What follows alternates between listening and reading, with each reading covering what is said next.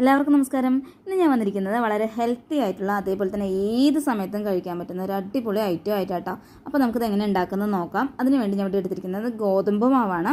അത് ഞാൻ നമ്മൾ ചപ്പാത്തിയൊക്കെ ഉണ്ടാക്കാനായിട്ട് കുഴച്ചെടുക്കില്ല, ആ രീതിക്കൊന്ന് കുഴച്ചെടുത്താണ് കേട്ടോ. അപ്പോൾ ഞാൻ അതിന് എന്താണെങ്കിലും ചപ്പാത്തിയുടെ അത്ര വലിപ്പം വേണ്ട, അപ്പോൾ അതിനേക്കാളും കുറച്ച് കനം കുറവായിട്ട് അപ്പോൾ നമ്മൾ പൂരിയുടെ വലിപ്പമില്ല ആ ഒരു രീതിക്കാണ് കേട്ടോ നമ്മളിവിടെ ഉണ്ടാക്കിയെടുക്കുന്നത്.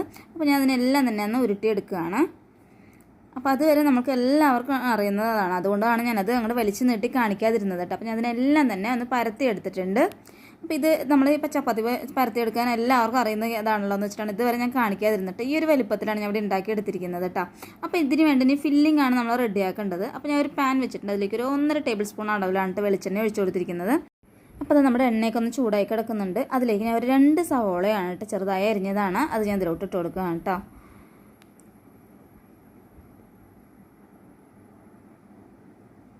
അപ്പോൾ നമുക്കൊന്ന് വഴറ്റിയെടുക്കണം. ഞാൻ ഒരു മീഡിയം ഫ്ലെയിമിലിട്ടിട്ടാണ് ഒന്ന് വഴറ്റിയെടുക്കാൻ പോകുന്നത്. ഇതിലോട്ട് ഞാൻ ഒരു 2 പച്ചമുളകും കൂടി ഞാൻ കട്ട് ചെയ്ത് ചേർത്ത് കൊടുക്കുകയാണ്. പിന്നെ ഞാൻ ഒരു 2 തണ്ട് കറിവേപ്പിലയും ഈ സമയത്ത് ചേർത്ത് കൊടുക്കുന്നുണ്ട് കേട്ടോ. ജസ്റ്റ് ഒന്ന് കട്ട് ചെയ്തെടുക്കുകയാണ്, കൈ കൊണ്ട് തന്നെ പിച്ചിട്ട് ഇങ്ങനെ ഇട്ട് കൊടുക്കുകയാണ് ചെയ്തത് കേട്ടോ. എന്നതിന് ശേഷം നമുക്ക് നന്നായിട്ടൊന്ന് വഴറ്റിയെടുക്കാം.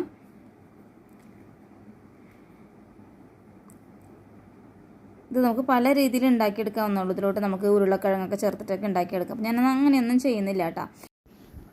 അപ്പോൾ നമ്മുടെ ഉള്ളിലേക്ക് ഒന്ന് വാടി വന്നിട്ടുണ്ട്. അപ്പോൾ ഞാൻ നമ്മുടെ സവോള വാടി വരാൻ വേണ്ടിയിട്ട് കുറച്ച് ഞാൻ ഇതിലോട്ട് ഉപ്പ് ചേർത്തിട്ടുണ്ടായിരുന്നു, അത് കാണിക്കാൻ വിട്ടുപോയതായിരുന്നു കേട്ടോ. ഇതിലോട്ട് ഞാൻ ഒരു 1/2 ടീസ്പൂൺ ഇഞ്ചി ചതച്ചതും അതേപോലെ തന്നെ 1/2 ടീസ്പൂൺ വെളുത്തുള്ളി ചതച്ചതും കൂടി ഇട്ട് കൊടുക്കുകയാണ്. അതും കൂടി ഇട്ട് ഒന്ന് വഴറ്റിയെടുക്കാം.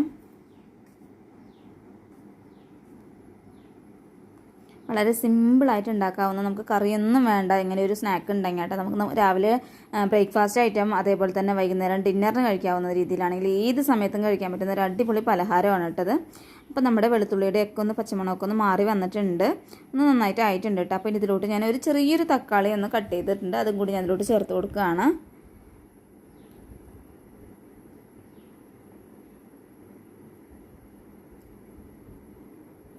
അപ്പോൾ നമ്മുടെ തക്കാളിയൊക്കെ ഒന്ന് കുഴഞ്ഞു വന്നിട്ടുണ്ട്. അപ്പോൾ ഇതിലേക്ക് വേണ്ട നമുക്ക് പൊടികളൊന്ന് ചേർത്ത് കൊടുക്കാം. ഇതിലോട്ട് 1/2 ടീസ്പൂൺ അളവിൽ മഞ്ഞൾപ്പൊടിയും അതേപോലെ തന്നെ 1 ടീസ്പൂൺ മുളക് പൊടി, അതേപോലെ തന്നെ ഒരു 1/2 ടീസ്പൂൺ കൂടുതലായിട്ട് ഞാൻ മല്ലിപ്പൊടിയും ചേർത്ത് കൊടുക്കുന്നുണ്ട് കേട്ടോ. പിന്നെ ഒരു 1/2 ടീസ്പൂൺ അളവിൽ തന്നെ ഞാൻ ഗരം മസാലയുടെ പൊടിയും കൂടി ചേർക്കുന്നുണ്ട് കേട്ടോ. അതും കൂടി ചേർക്കുമ്പോഴാണ് നമുക്ക് കറക്റ്റ് അതിൻ്റെ ഒരു ഇത് കിട്ടുക കേട്ടോ, ടേസ്റ്റൊക്കെ കറക്റ്റ് കിട്ടുക. അപ്പോൾ അതിൻ്റെയൊക്കെ ഒന്ന് പച്ചമണം മാറുന്നവരെ ഒന്ന് നമുക്ക് വഴറ്റിയെടുക്കാം. ഫ്ലെയിം കുറച്ചിടുക, അല്ലെങ്കിൽ പൊടി നമ്മുടെ വേഗം കരിഞ്ഞു പോവും.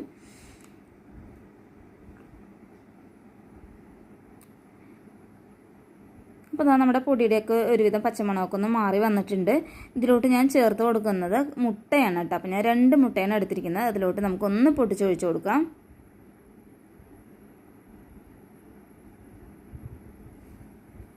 അത് ഞാൻ ആദ്യം തന്നെ പറഞ്ഞത്, മുട്ട ചിലവർക്ക് താല്പര്യം ഉണ്ടാവില്ല, അങ്ങനെയാണെങ്കിൽ ഉരുളക്കിഴങ്ങ് ചേർത്താം. അതല്ല ഇങ്ങനെ ഉള്ളി മാത്രം മതി എന്നുണ്ടെങ്കിൽ അങ്ങനെയാണെങ്കിലും കഴിക്കാവുന്നേ ഉള്ളൂ കേട്ടോ.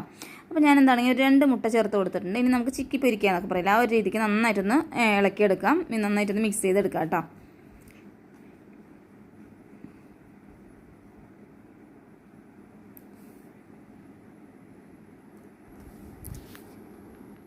അപ്പോൾ ഞാനിവിടെ നന്നായിട്ടൊന്ന് മിക്സ് ചെയ്ത് എടുത്തിട്ടുണ്ട്.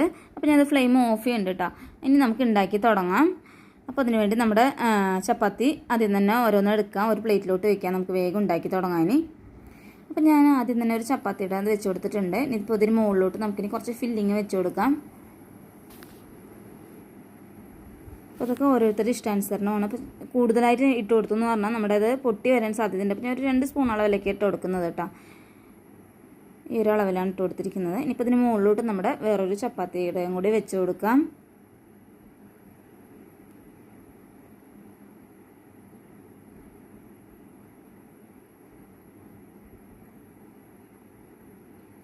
നിങ്ങൾക്ക് ഇത്രയും വലിപ്പം വേണമെന്നുണ്ടെങ്കിൽ ജസ്റ്റ് ഒന്ന് പ്രസ് ചെയ്ത് കൊടുത്താൽ മതി കേട്ടോ. ഞാൻ എന്താണെങ്കിലും ജസ്റ്റ് ഒന്ന് നമുക്ക് ഭംഗിക്കൊക്കെ വേണ്ടിയിട്ട് ഒരു പാത്രം വെച്ചിട്ട് ഒന്ന് റൗണ്ട് ചെയ്ത് കൊടുക്കുകയാണ്, ഒന്ന് ജസ്റ്റ് ഒന്ന് പ്രസ് ചെയ്ത് കൊടുക്കുകയാണ് കേട്ടോ.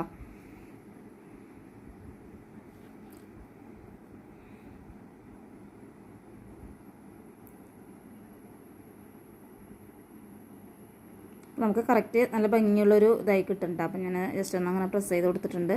ഒന്ന് കറക്കി എടുക്കുമ്പോൾ തന്നെ നമ്മുടെ അത് കട്ടായിട്ട് വരുന്നുണ്ട് കേട്ടോ. അതങ്ങനെ കട്ടായി വന്നിട്ടുണ്ടൊക്കെ. ഇപ്പോൾ നമുക്കൊന്ന് അടർത്തിയെടുക്കാം.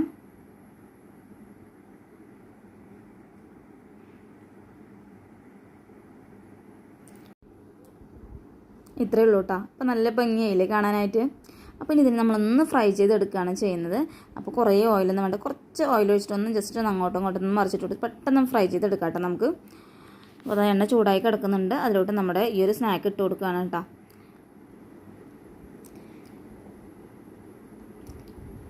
കുറച്ച് നേരം ഒന്നായി കഴിഞ്ഞിട്ടുണ്ട്. അപ്പോൾ നമുക്കിതൊന്ന് മറിച്ചിട്ട് കൊടുക്കാം. വളരെ സിമ്പിളായിട്ട് ഉണ്ടാക്കിയെടുക്കാവുന്നുള്ളൂ കേട്ടോ. ഇങ്ങനെ ഒരു സ്നാക്ക് നല്ല ഹെൽത്തിയുമാണ്. ഇങ്ങനെയൊന്ന് കുട്ടികൾക്കാണെങ്കിലും എല്ലാവർക്കും ഉണ്ടാക്കിയെടുക്കാം.